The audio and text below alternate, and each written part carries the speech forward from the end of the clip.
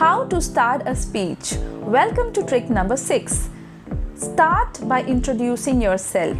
In case the anchor did not introduce you, suppose you are one of the panelists in the panel discussion, and suppose the anchor did not introduce you. So what you can do is you can go ahead and start the speech by introducing yourself.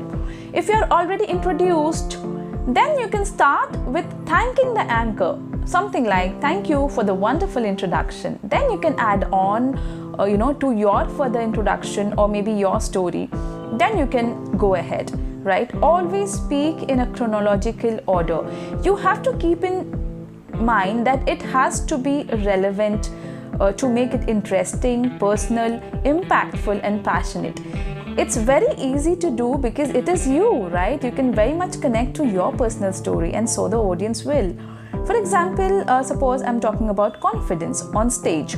So what I can do is I can start with my own personal hero story, my own personal transformation journey, like how I was a shy kid and how I transformed into a brilliant speaker, and today I'm creating millions of speakers, right? So yes, that's all, and please stay tuned and keep watching the next videos for the next tip number 7, how to start a speech.